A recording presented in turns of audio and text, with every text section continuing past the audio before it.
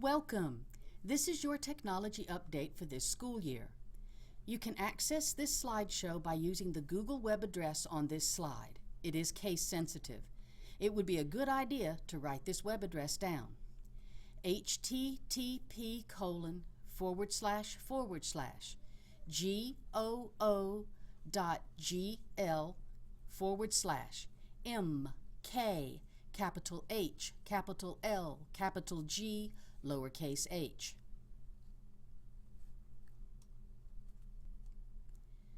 Meet your elementary ITF team members.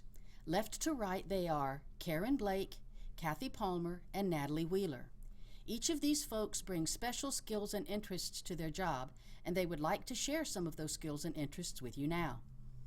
Hi, my name is Karen Blake. I was a classroom teacher for 13 years. I taught 2nd, 3rd, and 5th grades. I taught at both Royal Elementary and Long Mill Elementary here in Franklin County Schools. This is my 2nd year with the tech team. I have a strong interest in Google Apps for education and how to take advantage of these tools in the classroom. I'm Kathy Palmer. I've been on the technology team for 15 years. Prior to that, I was an exceptional children's teacher at Bunn Elementary School. I hold special interests in reading and science, particularly space science and rocks. I have a rock show that I have shared with some 4th grade classes over the last several years, and I would love to share that rock show with other 4th grade classes. I am also a tablet geek. You will rarely find me far away from my tablet. I think it is a wonderful tool, and I would love to show you how to take advantage of all that it has to offer for you in your classroom and everyday life. My name is Natalie, and I am new to the tech team this year. I taught kindergarten at Youngsville for 10 years, and since joining the team, I have a newfound love for Chromebooks and all the exciting things they can bring to the classroom. I am looking forward to collaborating with all of you on some innovative ways to use technology with your students. When you access this document on your own, you can use the clickable table of contents to go directly to a topic of your choice, or you can use the spacebar to go through the presentation in a linear manner. Although each of the ITFs is assigned specific schools, we are taking much more of a team approach. We will be teaming up to co-teach model lessons alongside classroom teachers, provide professional development at all of the elementary schools, as well as teaming up when something major of a technical nature has to be done. We will not have a set schedule. Rather, we will respond to your tech requests for assistance by working around your schedule whenever possible. Hopefully, this will make us available to you when you need us, not just when we happen to be on campus. So it is going to be even more important than ever that you use the technology request form. There is now an icon on the teacher desktop that will take you directly to the tech request form. You must use your login to see this icon. It will not appear on the student desktop. You can continue to use the link on the FCS webpage as well. On this slide, you will see the tech request form. Since you are getting there from your teacher login, the form will automatically gather your name. Please notice the picture on the form of what a computer name looks like. This information helps us if we need to remote into your computer to respond to your need should we be off campus.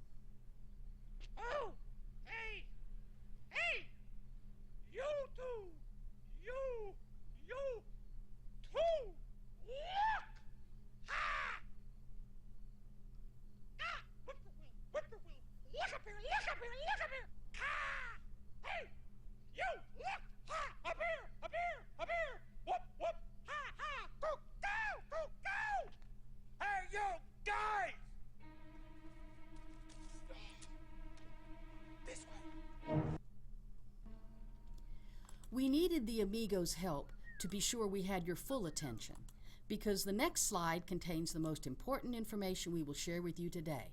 So get your pencils ready. All K-12 students and teachers alike will now have their own login and password. There is no more generic student user. To access your students' usernames, open the document student-list.txt in the Teacher Shared Drive. This list is updated at 8 a.m. and noon each day.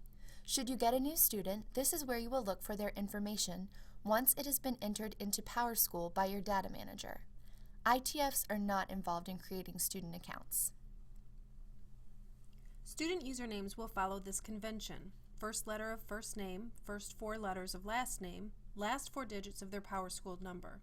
The temporary password for every student is capital F, capital C, capital S, P, @SSWORD. This must be changed by the teacher prior to the students using a computer. The standard password for this year will be LearnMM/DD, where MM is the birth month and DD is the birth date. We suggest that you log in as each of your students on a computer in your classroom and change their passwords to the standard. Using a standardized password convention will make it easier for any staff member to assist any student if they have trouble logging in. Once you have set this password, students will not be able to change it.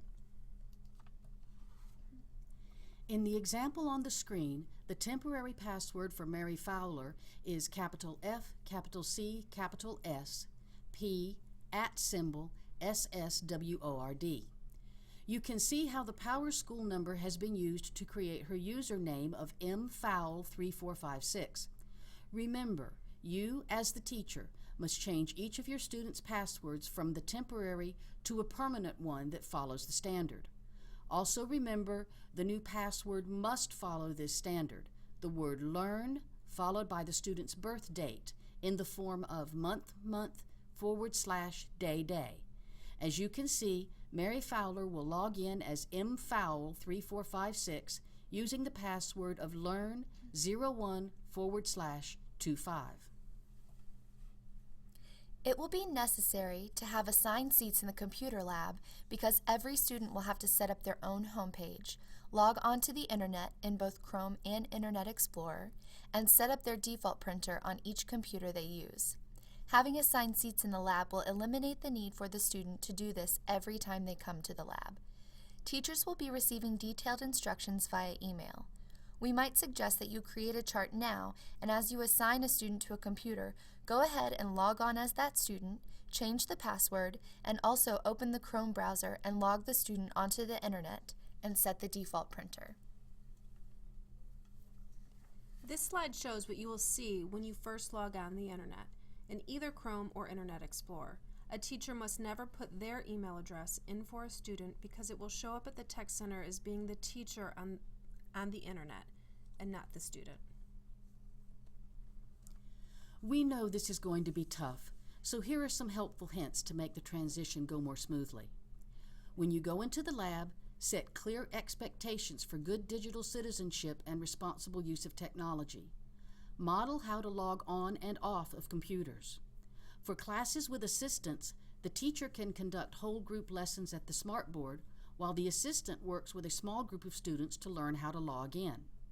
Perhaps a tech buddy program where older students pair up with younger students in the lab to help them learn to log on might be helpful. And remember, your elementary ITF team would love to join you and your class to assist in some of those early logging in sessions. Just to review, all K-12 students now have their own login. There is no more generic student login. If you need student login information, check the student-list.txt document in Teacher Shared. All teachers and students will be prompted for a password change on first login. Teachers must log in as their students to set the permanent student password.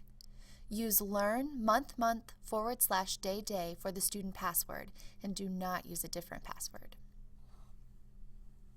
We are excited about using Google Apps for Education. When you log in your email, you will also have access to all the features offered in Google Apps for Education. Please take note that it is important to use Chrome when accessing Google Apps for Education. Some things just don't work if you are using Internet Explorer. You can sign into your email through gmail.com or the email link on the FCS webpage. Google Classroom is a new tool that Google is rolling out this fall. Think of it as Google's version of Edmodo or Moodle, in that it is a way for you to post assignments for your students and for them to send them back to you for grading. To explore this tool prior to receiving your own Google Classroom, use the URL at the bottom of this slide. Franklin County Schools is beginning to explore BYOD, or Bring Your Own Device, but it will not be available at the elementary level this year. You can help keep your equipment happy and healthy by following these tips from your ITF team. For example, please remember to log off nightly. Restart your computer once a week. No food, drinks, or magnets should be near any computers. Keep pencil sharpeners and computers several feet apart. Turn off your projector if you are not going to be using it for 15 minutes or more to extend bulb life. Grants are a great way to get more technology in your classroom. Just be sure to check with your ITF before pursuing a grant involving technology. No support can be given for any technology that has not been pre-approved through the technology team. In closing, don't forget the Google site One Stop Tech Spot that is managed by Kathy, Karen, and Natalie. It offers a variety of resources, lesson plans, and this tech update for you to refer to at any time. We will email you a link, but you could jot down the web address at the bottom of this page now. We thank you for your time and attention. Please do not hesitate to call on us. We are looking forward to a great year with you and your students. Thank you.